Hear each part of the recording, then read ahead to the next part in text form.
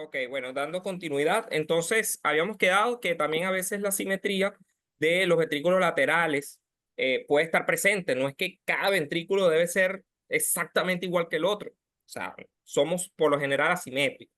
Entonces, el hecho que haya uno un poco más grande que otro o uno más pequeño que el otro no predispone y no va necesariamente a generar, o mejor dicho, o no solamente inquietudes, sino que sea algo patológico, ¿ok?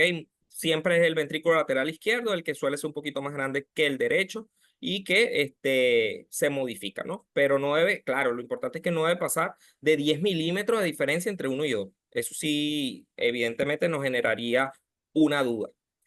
Puede haber también una megacisterna magna, ¿ok? Si yo mido, por ejemplo, este espacio que veo acá, lo general es que yo vea que siempre pasa de menos de 7 milímetros. Si yo consigo ya 8 milímetros o en adelante, pues ya estaríamos frente a una megacisterna magna. Acá, bueno, creo que hubo un error aquí en el signo.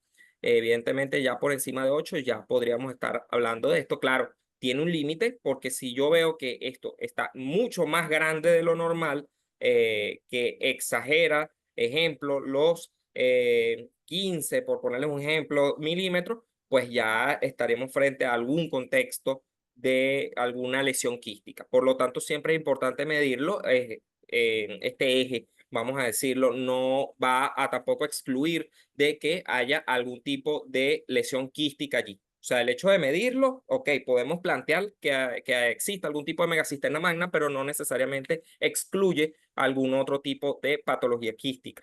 Ok, eso tener en cuenta suele ser importante.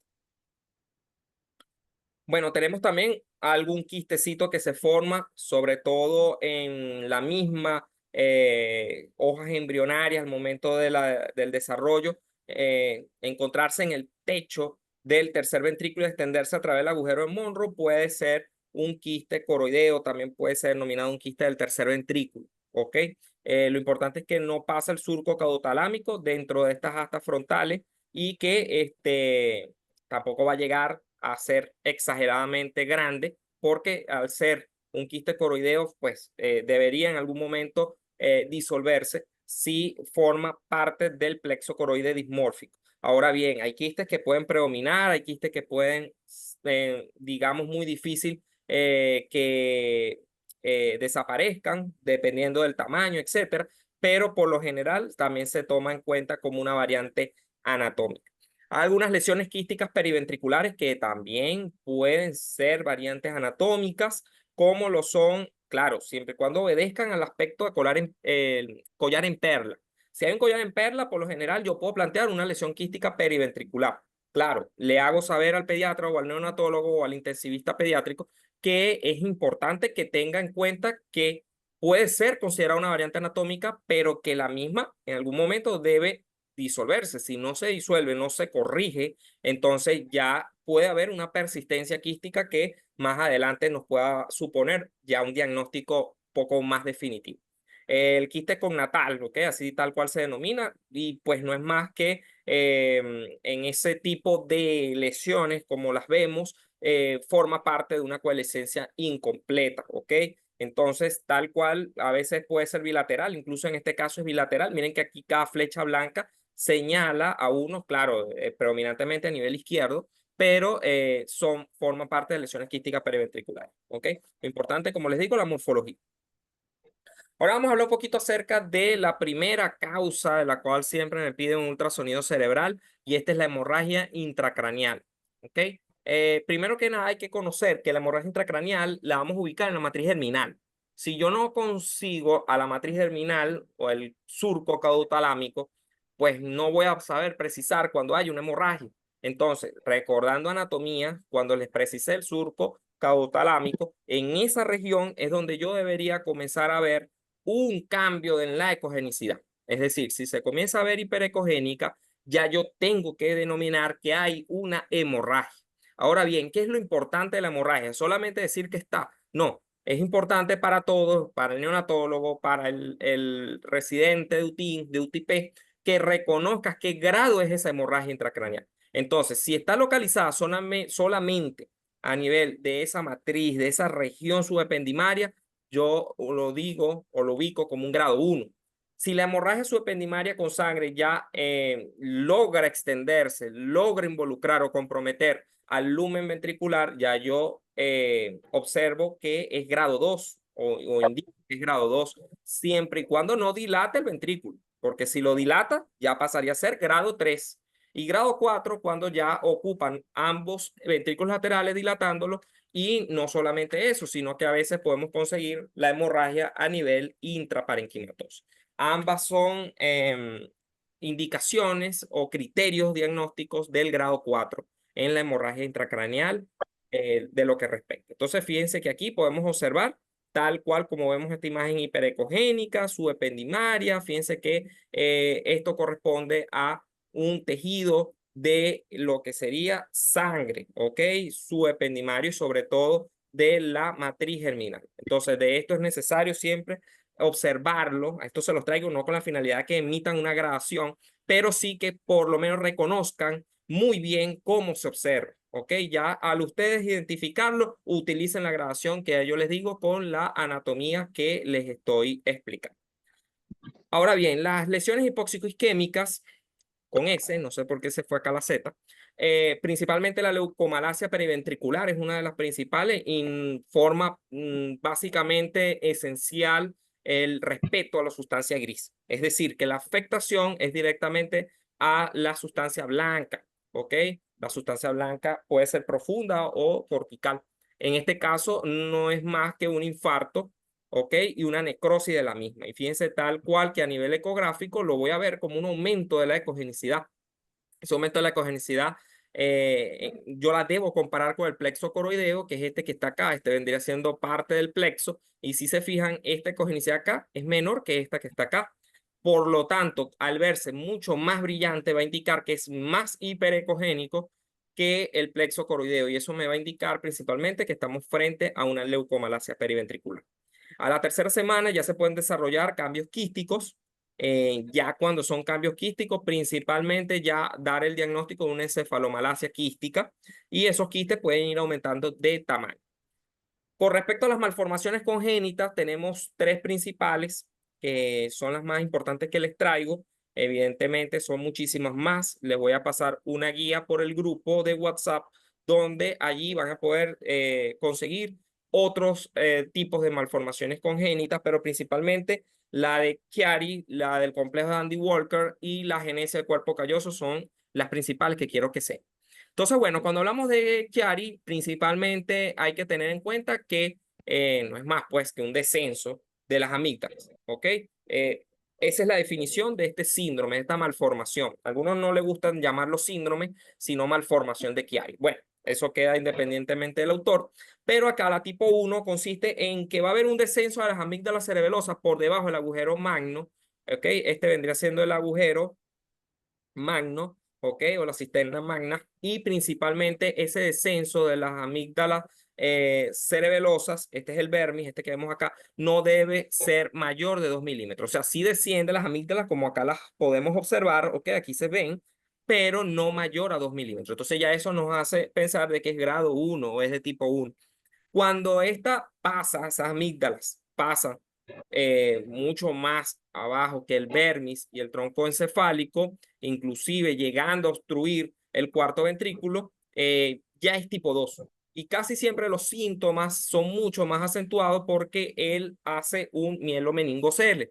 Eh, Siempre está relacionado desde la región sacra, lumbosacra, mejor dicho. Entonces, hay que tener en cuenta el tipo 2 por esas entidades. ¿Ok? Y el tipo 3 ya es un tipo 2, pero lastimosamente el encéfalo ya es el que comienza a invaginarse, el que comienza a herniarse y llegar a estructuras mucho más profundas, inclusive hasta occipital bajo o cervical alto. O sea, imagínense ya el nivel en la que Chiari, pues, tipo 3 estaría llegando. Entonces, bueno, aquí algunas de las imágenes donde podemos observar parte de estas estructuras, volviendo a repasar más de lo mismo, las asimetrías ventriculares.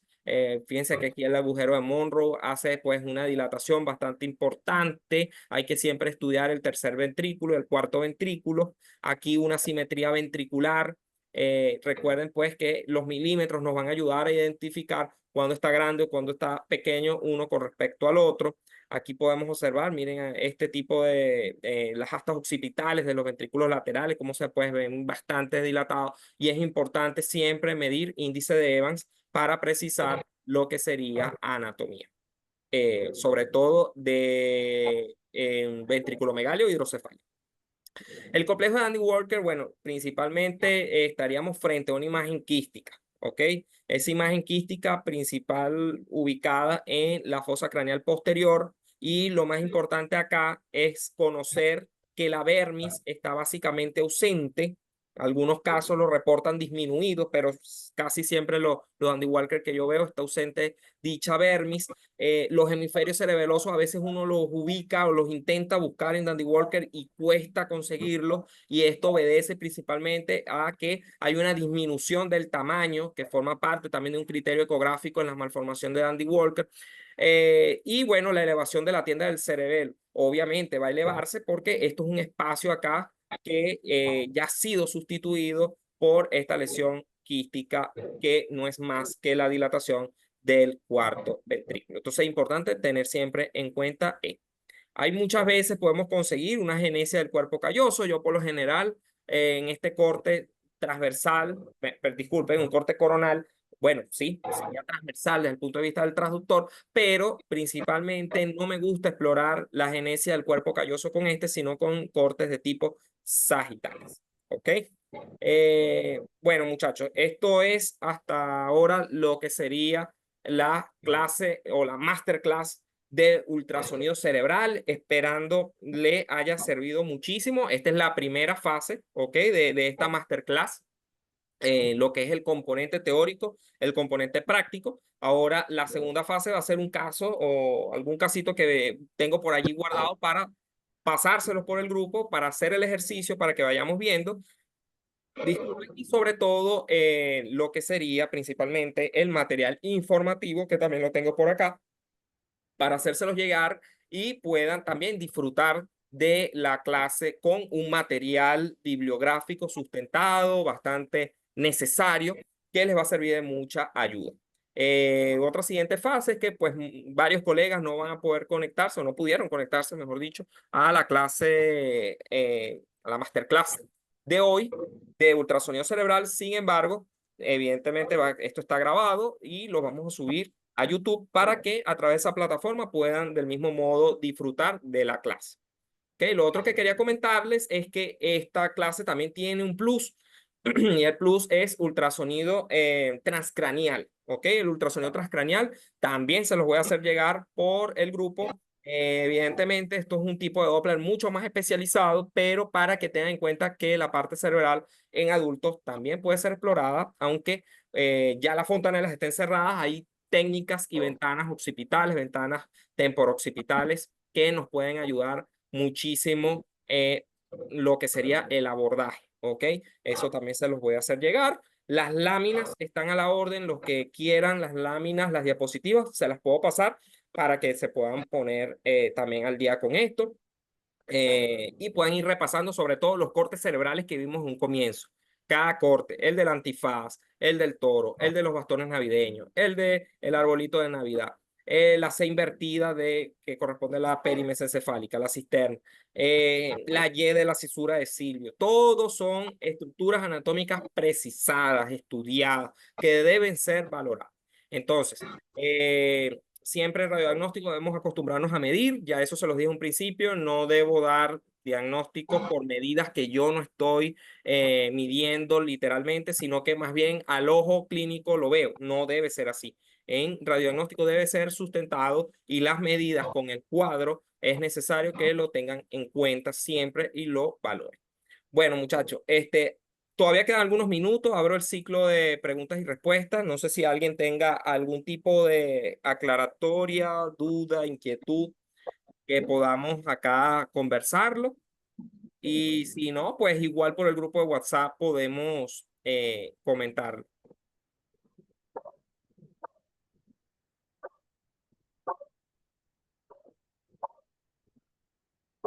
Bueno, el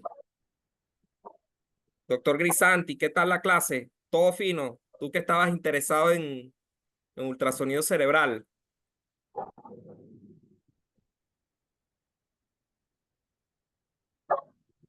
Ok, bueno, y aquí se abre el ciclo. De la doctora Michelle Espejo, excelente clase, doctor, muchas gracias. Excelente clase, doctor. Me parece muy buena, pues, para todos nosotros esas enseñanzas, su capacidad didáctica, expresar con tanta sencillez y de manera amigable todo este conocimiento que lo tiene y que lo comparte con nosotros para que mejoremos en nuestra actividad profesional. De verdad los felicito muchísimo, le estoy muy agradecida, son clases espectaculares. No he podido asistir a todas, pero sí me quiero poner al día a través de la plataforma de YouTube. Y con relación a a la manifestación ecográfica del síndrome de Dandy Walker, pues sí me quedó, o sea, no me quedó muy claro. Es una agenesia del cerebelo. Disculpe, no sé si la doctora hizo una pregunta al final o algún tipo de inquietud. Quería que me aclarara un poco, que si me podía decir, pues, yo sé que ya lo explicó muy bien, pero como una pregunta mía, que me aclare si en el Dandy Walker no hay cerebelo.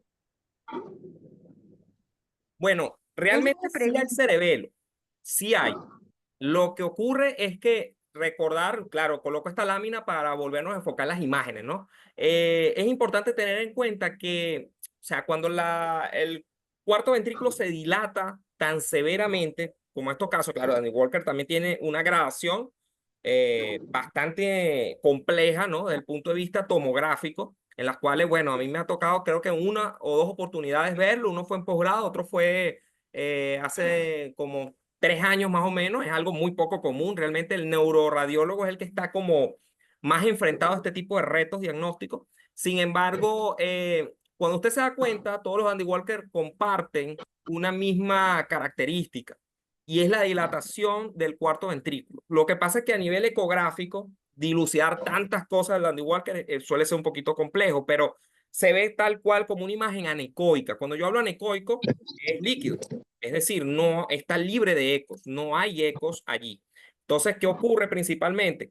Yo sé que su pregunta va orientada a si hay cerebelo o no, pero he visto que hay en algunos casos cerebelo, solo que está tan pequeño, su diámetro es tan insignificante que a veces no lo detectamos y a veces, bueno, llegamos a decir que hay una ausencia, pero sí puede existir, estar presente el hemisferio cerebeloso. Evidentemente, eso es algo ya poco más del neuropediatra, un poco más del neuroradiólogo, donde puede abordarlo un poco más en cuanto a todas las escalas nuevas del 2021 para acá. Andy Walker pues ha desarrollado muchísimos otros términos que lo he leído, o sea, para conocimiento general, pero aplicarlo no he tenido tantas oportunidades de ver tantos Andy Walker. Entonces, lo que sí le puedo indicar es eso, que hay una disminución del tamaño de los cerebelos, no necesariamente es que esté ausente. Recordar que, bueno, si hay una ausencia cerebelosa, una agenesia cerebelosa, pues evidentemente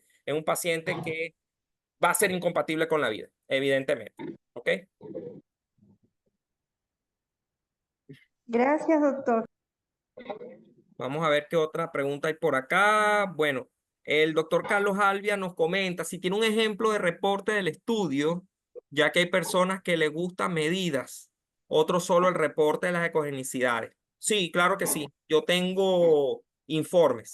Yo les haré llegar uno, un ejemplo de algún informe que tenga al azar y se los hago llegar por el grupo. Excelente ponencia. Bueno, muchísimas gracias a la doctora Olimar, la doctora Giselle Freite, la doctora Flor Ángel Mendoza. Bueno, he visto que hay pediatras acá que les gustó muchísimo. Eso me alegra porque les damos una iniciativa, un estímulo para que el día de mañana pues se dediquen a realizar también las ecografías. Sin duda alguna, esto requiere mucha práctica, pero es un avance. Toca estudiar, estudiar, estudiar y practicar, dice la doctora Michelle Espejo. Sí, como todo, doctor, todo, no solamente ultrasonido cerebral, todo en general, hay que repasarlo constantemente porque si no se olvida y el ultrasonido no se escapa de eso. El ultrasonido puedes ver muchas imágenes, pero si no realizas el eco, básicamente no estás haciendo nada. Tienes que también practicar mucho con el transductor y tratar de ir familiarizando el ojo humano a las diferentes estructuras. Doctor Manuel, muchas gracias, muy buena clase. Bueno, felicidades a ustedes también por haber estado presente en esta masterclass, en donde, bueno, se lleva un conocimiento básico, porque realmente acá hemos reunido o me interesó reunir todo lo que les compete a ustedes saber al ultrasonido cerebral. Aquí no se escapa nada. Ya si se escapa algo, es algo pues muy poco común, es algo muy poco desde el punto de vista epidemiológico que a ustedes les vaya a llegar. Sin embargo, reforzamos con una guía que les traigo bastante interesante para que por el grupo la pueda revisar. Entonces, esto es solamente lo básico para que comiencen a hacer ultrasonido cerebral y les pueda servir cada vez más, no solamente su consulta, sino también como conocimiento general. Bueno, muchachos, ya damos por finalizado de manera oficial esta masterclass. Esperando haya aclarado las dudas, esperando les haya servido muchísimo. La clase queda grabada y va a ser subida a YouTube en breves minutos. ¿Ok? Bueno, feliz noche para todos. Espero se encuentren muy bien y espero les haya gustado. ¿Ok? Cuídense mucho.